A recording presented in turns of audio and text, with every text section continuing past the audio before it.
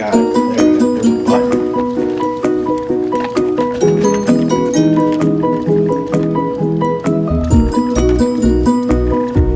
So it's recording right now.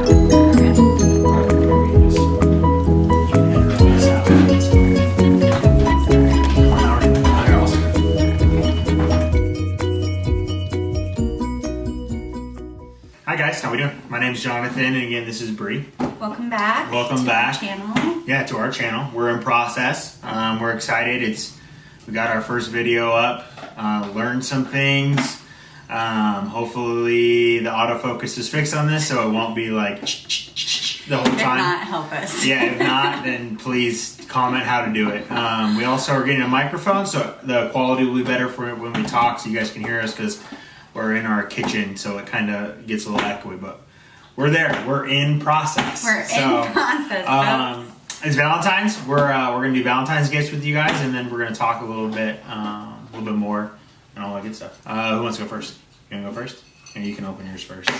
I'll wait. Go ahead. So this pretty blue box. Is it gonna make me cry? Probably. You're probably gonna cry. That's what gifts are for. Except you cry. So this is a necklace in rose gold, which is my favorite. It has our, oh my gosh, has our wedding date on the front. And then on the back are the coordinates to Heisler Park, which is where we got married, Heisler Park, California. So Yeah, it's a latitude and longitude. So I have made. Yeah? Thank you. You're welcome. Is it good? Yeah. Okay. I love it. All right, so it's my turn. So I have this black box. So, ooh, it's a ring. Ooh, it's a ring. And it has latitudes and longitudes, and it says where it all began. Wow, that is super so funny that we would do that with each other. Okay, now these latitude and longitudes, do you know where those are? Let's see here. Let me guess. It's further north in California. 45, 122. Is that Staples? Yes. Yeah. So Bree and I used to work together. That's where we met. Yeah, that's where we met, at Staples, at the distribution center in Portland. So that's really funny that we both got each other latitude and longitude where it all began. That's awesome. We didn't even that wasn't planned. No, that wasn't talked about. No. Like nothing. That's really funny. I know. So we spent too much time together. We did. so those are our Valentine's Day gifts. So hopefully you guys enjoy. We'll definitely put the links in. And photos you can see. Yeah, and photos and all that good stuff, so you guys can see that. So. Yeah.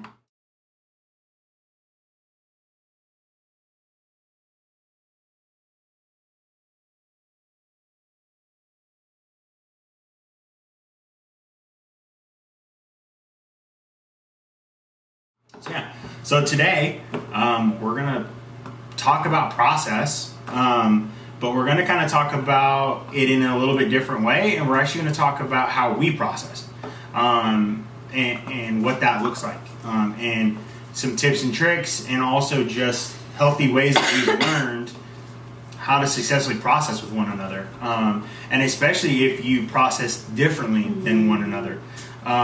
So for me, I'll kind of jump in.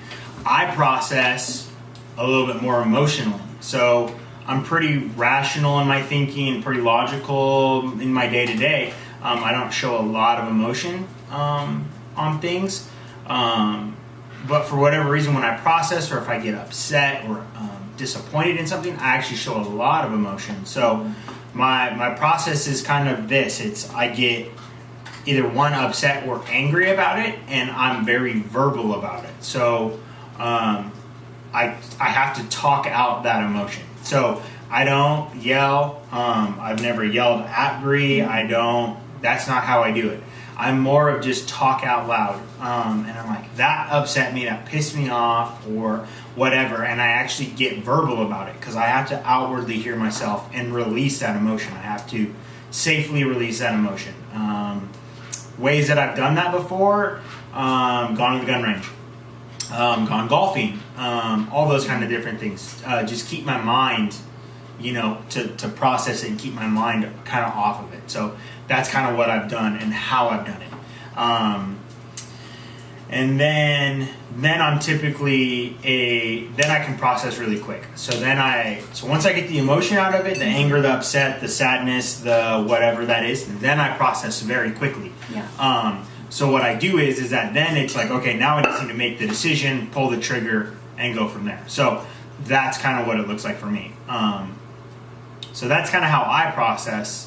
Yeah, so it's interesting because we actually switch roles when we process. So in the day-to-day, I'm much more emotional. I kind of like wear every emotion on my sleeve. I feel things either really significantly or really deeply.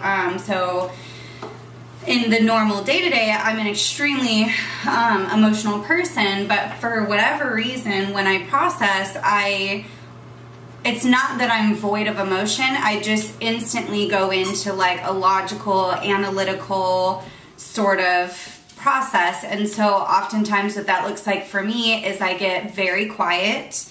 I get very distant, not from a place of like,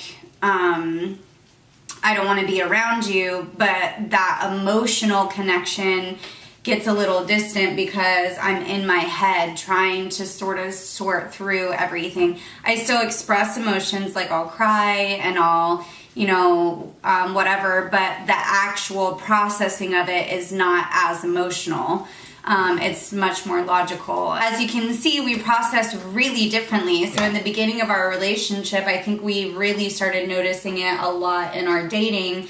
And that took us, like, we had an adjustment period because he would get really emotional in his process and loud, not yelling at me, but he like gets loud in his process and expresses emotion.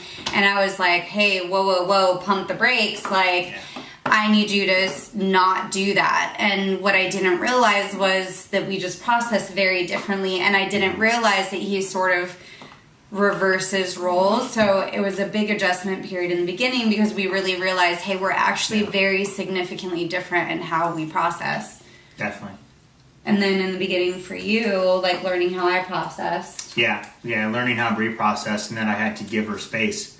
And that just because I processed it quickly and that I had it done didn't mean that she was going to get there. So I would have to either wait for her to process before we could talk about it, or I would have to ask her, like, hey, where are you at in this process? Or where are you going? Like, how are you feeling? Just kind of spot check it. What we had to learn is that, like, we both process differently. And I think that's really key to figure out for you and also the person that you're with, dating, marriage, whatever that looks like. How do they process? Because they're not going to process like you. Yeah. And that's okay. Like, that's an okay thing. Like, that's really big to know. So the big thing that we learned is that for me is that I have to give Bree time to process. It's crucial to know how you process and how the other person processes. And what that looks like. Bree, I have to give space and I have to give her time. And I have to allow her to let me into that process. That's when she feels safe and comfortable.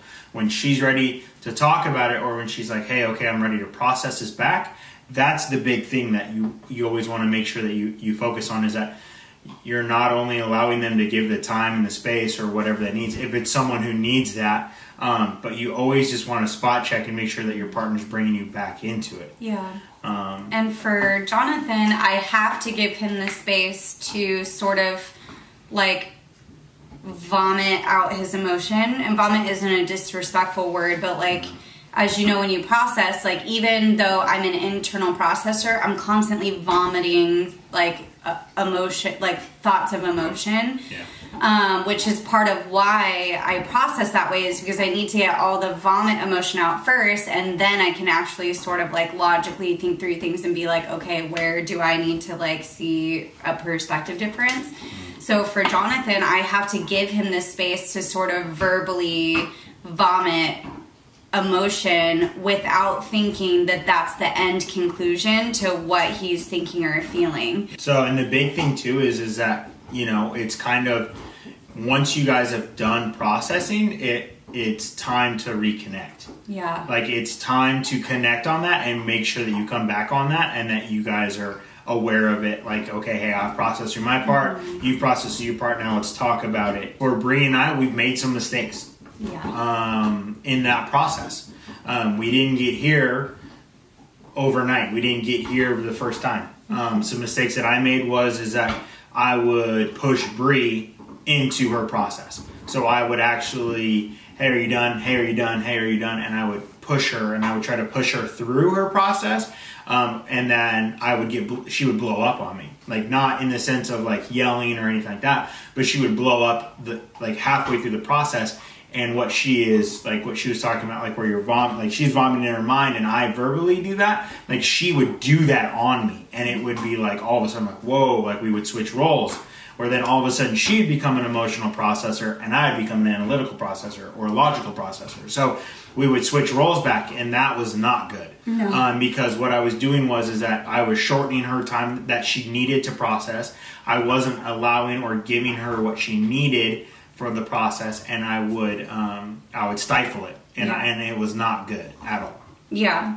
Mistakes that I've made is what I call stonewalling Jonathan in my process. So because I'm processing and it's very raw, mistake that I've made is that I'll completely shut him out of the entire process. So instead of just communicating like, hey, I need space, like I'm okay, I just need some time to like process this out, I would just completely shut myself off, and then he can't get near me. He can't, like, I'm giving him one word answers to things. I'm not coming home. I'm like, not because I'm out doing crazy stuff, but like, I'm out driving around for 2 hours, and he's like, what's going on, So I would just completely stonewall him instead of actually communicating that, hey, I'm okay, I'm just processing, like I just need some time. The other mistake that I would make is that I would try to make him stifle the emotion. So because I'm an analytical internal processor, anytime he would verbally express emotion, and because it's so raw, he's like very passionate in that moment. So his anger is passionate, his like disappointment's passionate, his whatever. So he would express that, and I'm like, you need to like get out of that emotion and like think more with your head. And then what that causes him to do is it feels to him like I'm against him, like I'm trying to make him do something like me, and then that shuts off his process, and then he can't fully process what it is that he's trying to do. And so I think that it's just really important, what we're learning is really important for us, is to like honor each other's process, honor that it does look different, and trust each other's process. That's the hardest thing, is because I don't process like him, I have to actually extend trust to him while he's processing, to trust that that's safe, to trust that I'm safe in his process, to trust that we're safe in his process, and to trust that in his process he's processing safely. And I think he has to do the same thing for me. Like, if I'm not talking about how I'm feeling for 2 days, that takes a lot of trust to be able to be like, hey, I trust her enough to take 2 days to process this out without coming to her like, how are you feeling? What are you thinking? Whatever. And trust that I'm going to come back to him and say, hey, in these last couple days, here's where I'm at with process. And I think that I think with everybody in general, but especially if you process differently, coming back together is crucial. We've made it a habit that by day 3, we come back and we actually talk to each other about it. And that doesn't mean that we have to completely be at a conclusion, but it just means that we have to at least do what we call a rain check. And like, I need to tell him where I'm at with my process. Like, here's where I've processed, here's where I'm still struggling to process. And then I have to give him room to like, and then I have to give him room to actually have a say in my process too. Yeah, for me, like typically what I try to do is I just try to spot check it and just see, hey, how are you processing? Are you doing it in a way that's safe for her emotionally? and making sure she's okay, because then that gives me an opportunity to, one, see where she's at, where she's at in her process, but also make sure that she's actually doing okay. Is emotionally, is she doing okay? Is so on and so forth. So that's kind of how you process and how you go through that. So the big things, like we kind of found like 3 things that were really big, like making sure the person's process, right? Identify that. Making sure that you allow them to process whatever that looks like, and then thirdly is to reconnect. So that's what we found really big. So our next video, we're going to go into some stuff we processed through, but we just wanted to give you guys this kind of this forward of like, hey, this is how we do it. So when we reference some things, or like, oh man, I was just like angry and vomiting all over this, like you guys will understand what we're talking about and what we mean by that. So and then the biggest thing, like how we want to kind of finish the video up and kind of conclude with it is you have to be a safe place for your partner to process. So what does that mean? If they need space, then you give them space. If like Bree needs space, I give her space. For me, if you're someone that's like an emotional, where you just talk it out and you got to like process and be loud or whatever that looks like, then you do that. And what that looks like is Bree sitting there just listening to me talk, like where I'm just talking out loud and I'm a lot of hand motions. Bree coughs up a lung. So Bree is sick. So, but that's kind of what that looks like. So making sure that you're a safe place for that person, and that you don't criticize the process.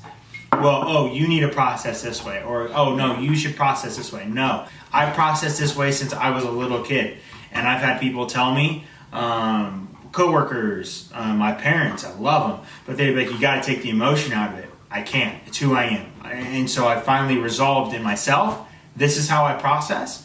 And I communicated that to Bree, and she's okay with it. And that's how I process. Yeah, and I think a huge lesson that I've learned in the 5 years of knowing Jonathan, we'll tell you our story one day, but we were actually best friends first.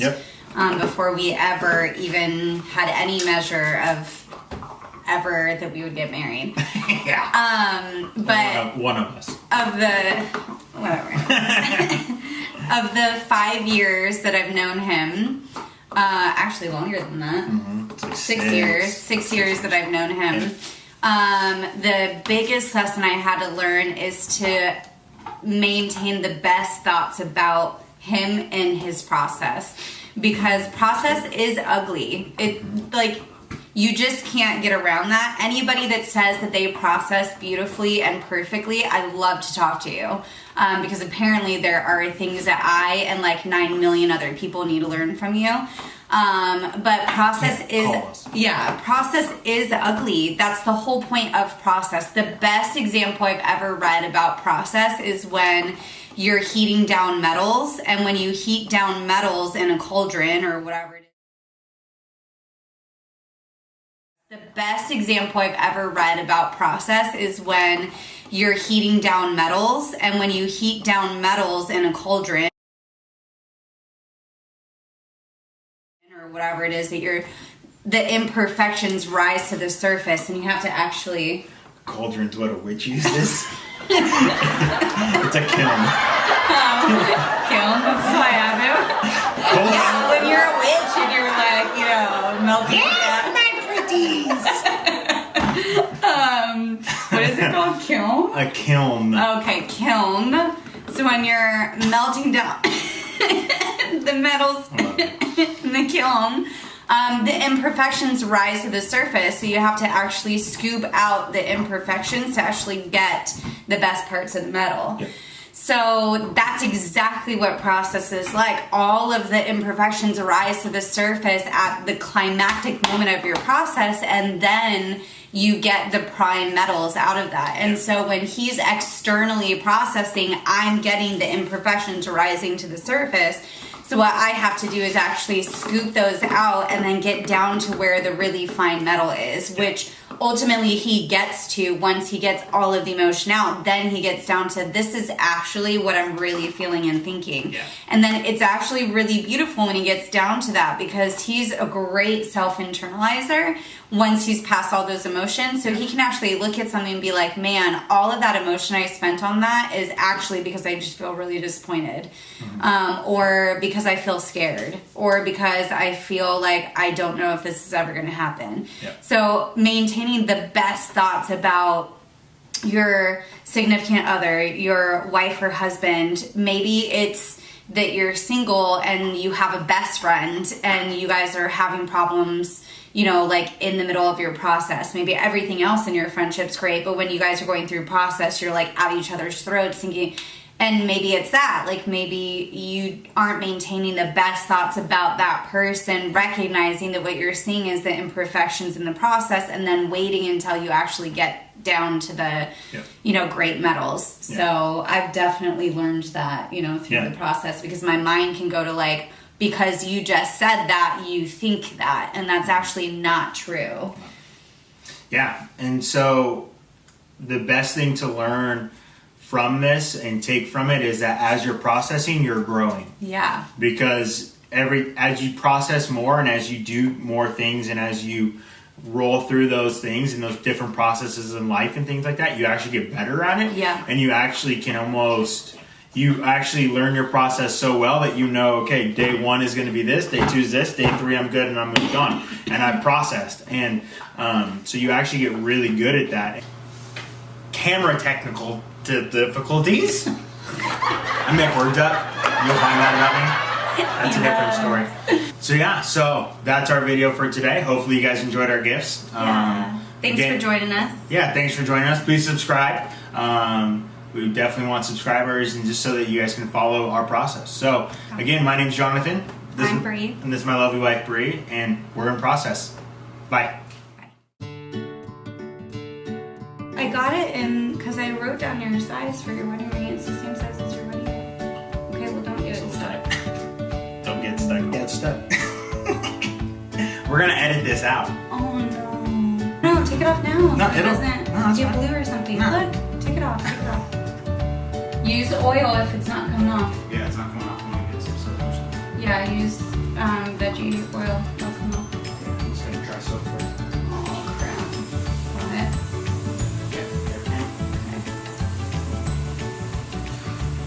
That freaked me out.